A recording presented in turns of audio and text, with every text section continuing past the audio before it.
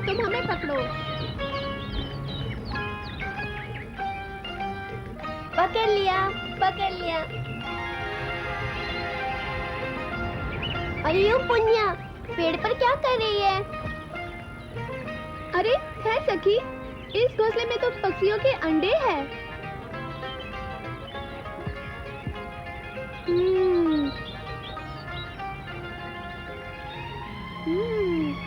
बड़े ही स्वादिष्ट है। छी छी पुन्या, तू बहुत निर्दयी है। एक तो पक्षी का घोंसला उजाड़ दिया, पर से उसके अंडे भी खा गई। अरे पगली, यही तो हम भीलों का भोजन है। खाने के लिए कंदमूल फल क्या कम है इस वन में? अपना पेट भरने के लिए क्या किसी जीव की हत्या करना आवश्यक है? अरे तुझे तो किसी ब्राह्मण के घर जन्म लेना था।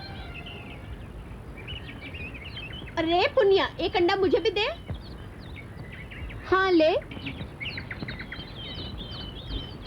नहीं, मैं तुम्हें नहीं खाने दूंगी। चलो नहीं, वापस घोंसले में रख दो।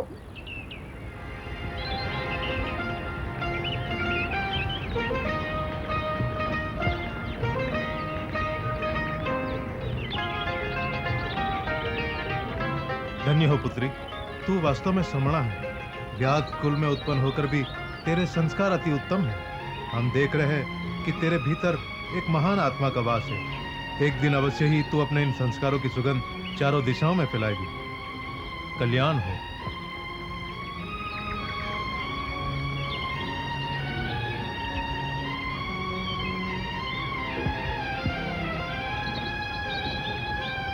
ओहो, तू श्रवणा है? श्रवणा, चल हट। श्रवणा। श्रवणा? अरे ये नाम तो ऋषि कन्याओं जैसा लगता है। बहुत ही मधुर और पवित्र नाम है। आज से मैं अपनी बेटी को श्रवणा कहकर ही बुलाऊंगी। माँ। अरे सुनती हो?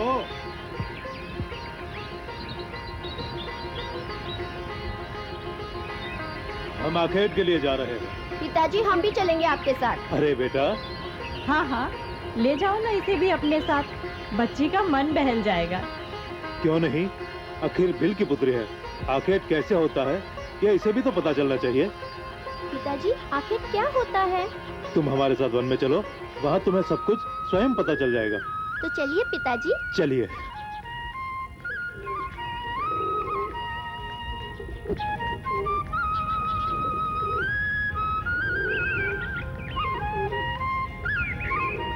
कोयल की कूक कितनी मधुर होती है पिताजी। हाँ पुत्री।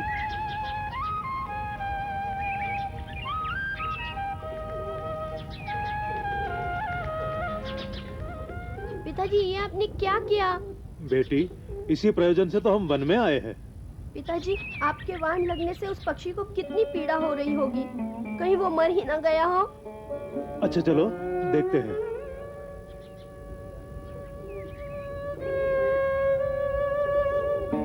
नहीं। अरे बोल बेटी, तुझे अचानक क्या हो गया?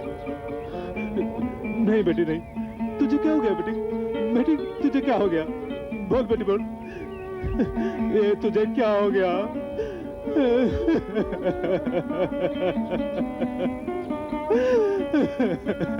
पक्षी,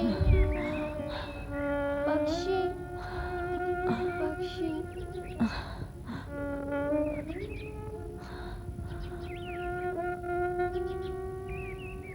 अरे ये भी कोई अवस्था है बच्ची को आखेट पे ले जाने की? पुजारिन माँ, अब आप ही कोई उपाय करें इसे चेत में लाने का।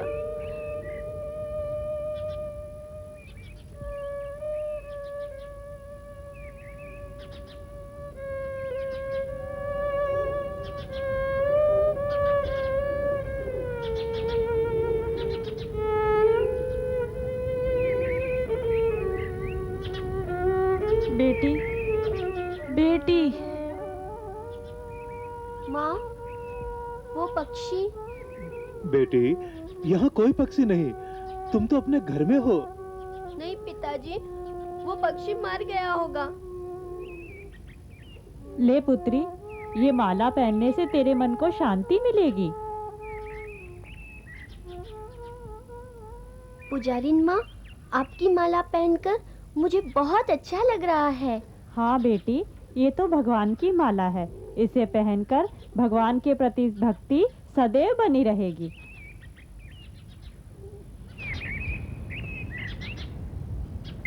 पक्षी पक्षी नहीं। क्या हुआ मेरी रानी बिटिया को? अवश्य ही इसने कोई भयानक सपना देखा होगा। नहीं पिताजी, वो पक्षी नहीं बच पाएगा। वाण लगने से वो कितना छटपटा रहा है।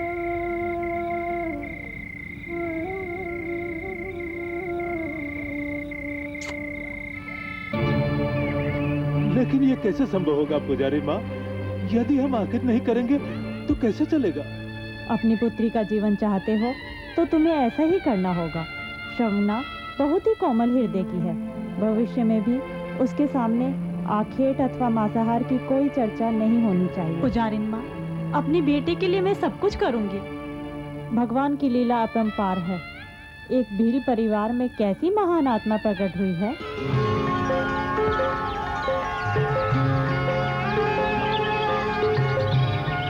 देख तो पुण्य, ये ऋषि कुमार वहाँ क्या कर रहे हैं? चल देखते हैं।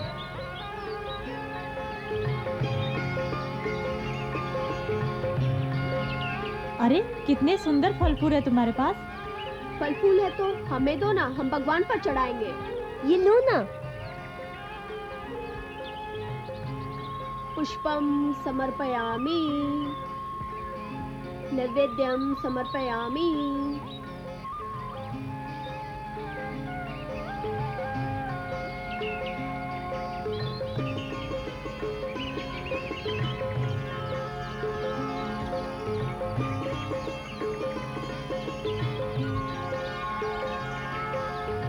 लो प्रसाद लो।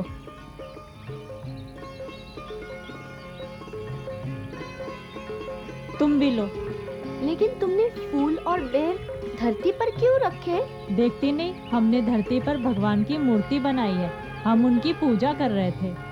भगवान को प्रसन्न करने के लिए क्या करना पड़ता है? पिताजी कहते हैं भगवान भक्ति से ही प्रसन्न होते हैं। सच्चे हृदय से जो भक्ति करता है उस पर उनकी कृपा सदैव बनी रहती है। और ये भक्ति क्या होती है? भक्ति तो भक्ति होती है, तुम्हें इतना भी नहीं मालूम?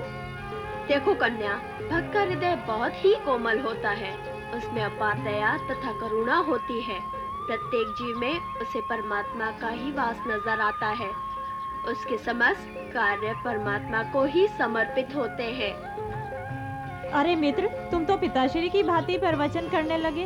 अब हमें वापस तपोवन लौटना चाहिए। वहाँ सभी हमारी चिंता करेंगे। चलो।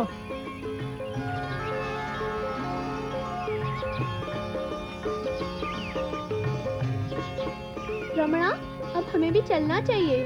बहुत देर हो गई है। कुछ देर ठहर ना पुण्य।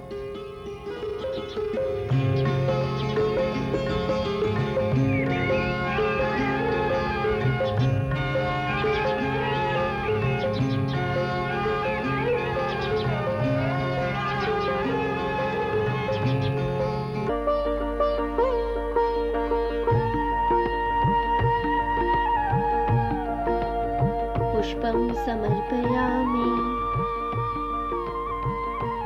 नैवेद्यं समर्पयामि।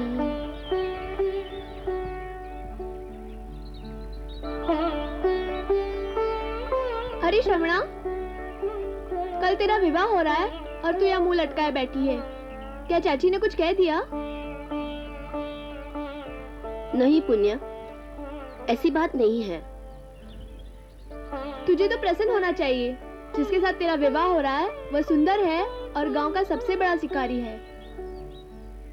सबसे बड़े शिकारी हैं तो सदैव जीव हत्या करते रहेंगे। तू तो जानती है मैं जीव हत्या सहन नहीं कर सकती। अब तू ही बता, मेरी उनके साथ कैसे निभेगी? निभाना तो पड़ेगा ही श्रवणा। इसके अतिरिक्त अब तू कर भी क्या सकती है?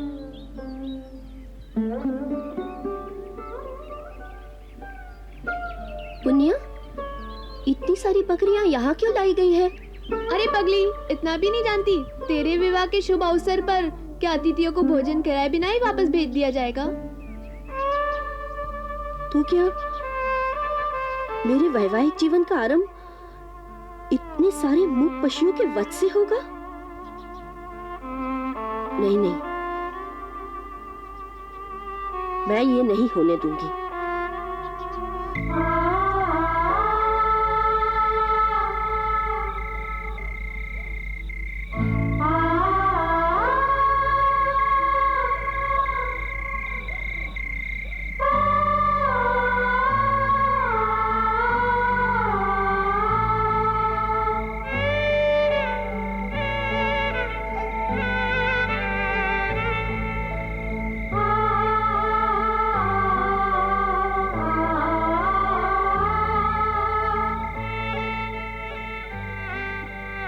मुझे क्षमा करें कि मैं आप दोनों को इस प्रकार छोड़कर जा रही हूं, किंतु मैं विवश हूं। लगता है जैसे कोई अदृश्य शक्ति मुझे अपनी ओर खींच रही है।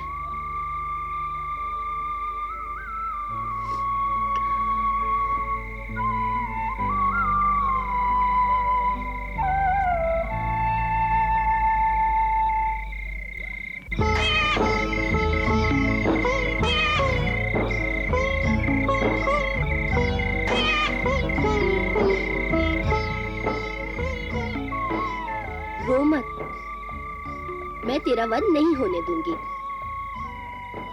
मेरी प्रसन्नता के लिए तुम्हारा रक्त बहे, ये नहीं होगा, नहीं होगा ही।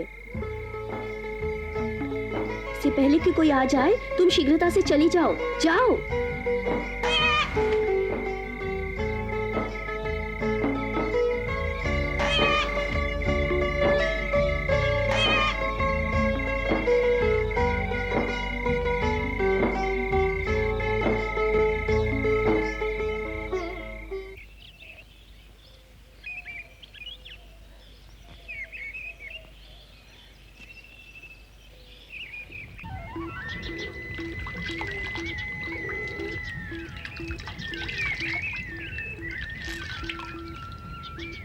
ओम सूर्य देवाय नमः।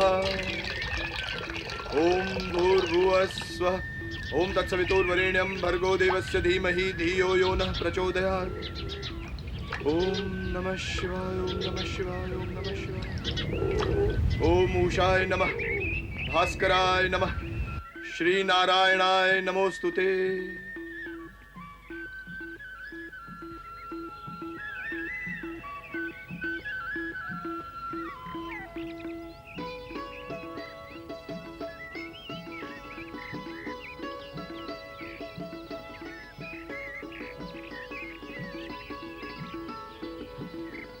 ओम नमो नारायणाय, श्री विष्णुदेवाय नमः।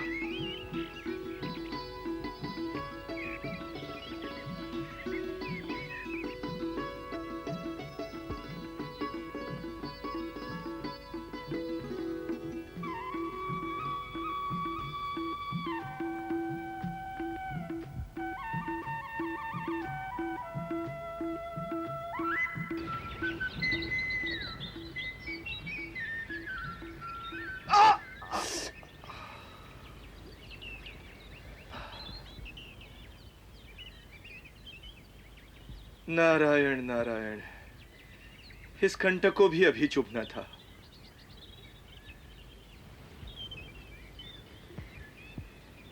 क्यों ना मैं अपने जीवन को इन संतों की सेवा में लगा दूं?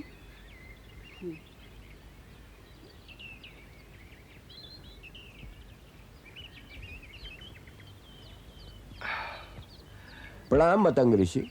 आयुष्मान भव। आपके पैर में क्या हुआ? मार्ग में कंटक चुभ गया। ये मार्ग ही कंटक पूर्ण है।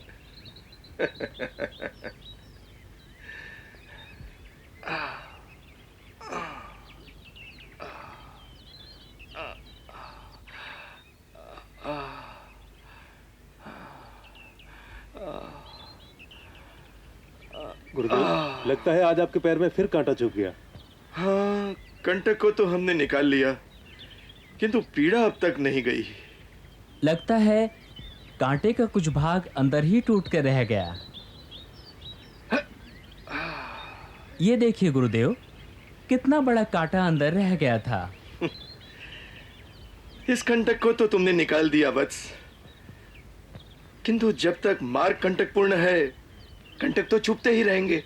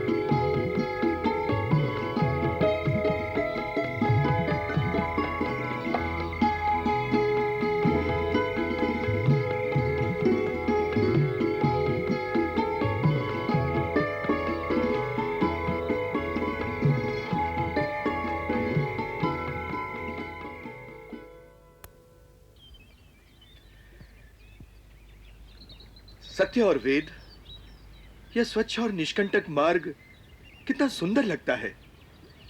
पता नहीं प्रतिदिन यह कार्य कौन कर जाता है। इस स्वच्छता से हमें बहुत प्रसन्नता होती है शिष्यों। हाँ गुरुदेव। अवश्य ही यह किसी श्रद्धालु भक्त का ही कार्य लगता है।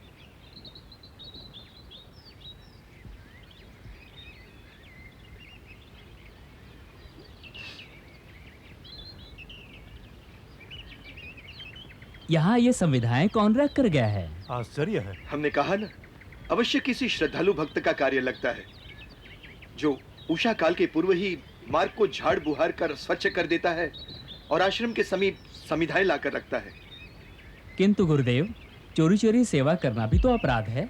हम चाहते हैं कि तुम दोनों उस चोर का पता लगाओ और उसे पकड़कर हमारे समक्ष उपस्थित करो। जो आज्ञा गुरुदेव। हम आज रात को ही उसका पता लगा लेंगे।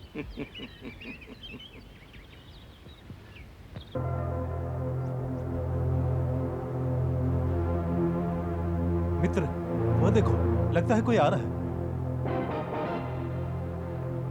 चलो उसे पकड़ते हैं। चलो। पकड़ लो इसे। पकड़ लिया, चोर को पकड़ लिया। नहीं नहीं, मैं चोर नहीं हूँ। अरे, ये तो कोई स्त्री है। किंतु चोरी छुपी सेवा का कार्य तो तुम ही करती हो। मुझे क्षमा कर दीजिए। तुम्हें हमारे गुरुदेव के पास चलना होगा। किंतु अब कोई किंतु परंतु नहीं चलेगा। हमारे गुरुदेव जी का यही आदेश है। चलो।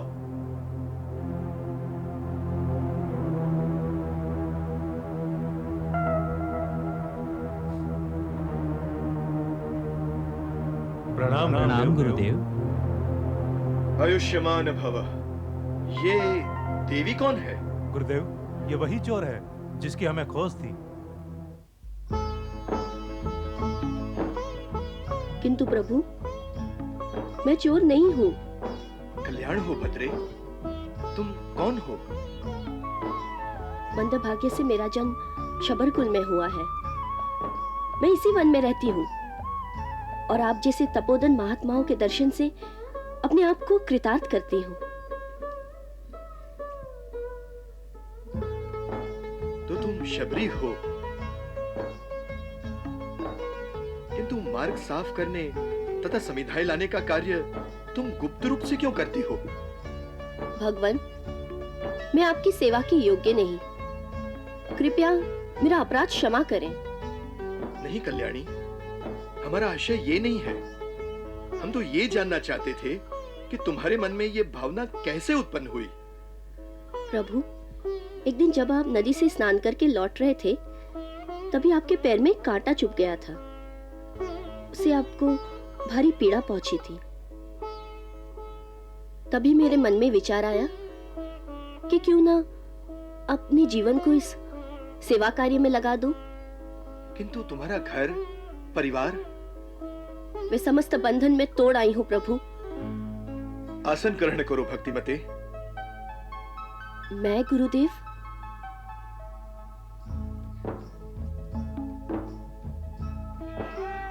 शिष्यों, यह श्रद्धावान नारी अत्यंत भाग्यवती है। इसने अपने भक्तिभाव और सेवा से पवित्रता अर्जित की है। अब इसे वन में छिपकर रहने की आवश्यकता नहीं। आज से ये हमारे सानिध्य में रहकर भगवत भक्ति कर सकती है। जो आ गया गुरुदेव।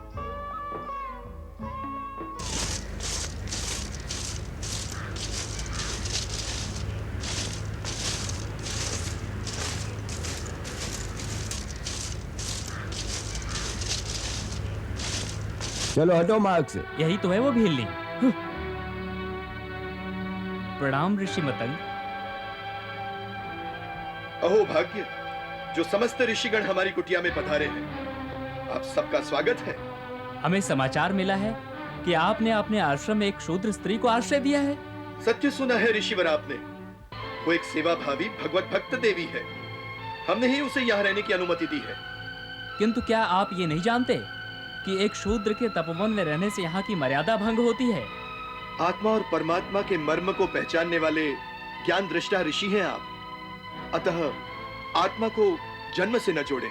यदि आपने तपोवन की मर्यादा भंग की तो हम सब आपका बहिष्कार कर देंगे।